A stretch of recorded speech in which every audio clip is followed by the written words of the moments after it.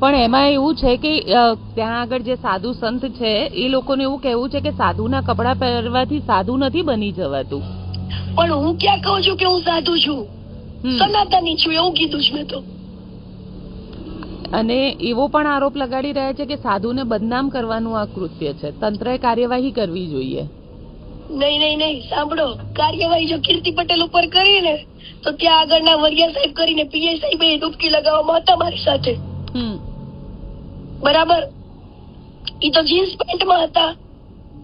Okay. અને કુંડની મર્યાદા તો એવું કે છે કે જીન્સ પેન્ટ પહેરીને તો એને ઉપર નથી ઉભું રહેવાતું, આજુબાજુમાં નથી ઉભું રહેવાતું.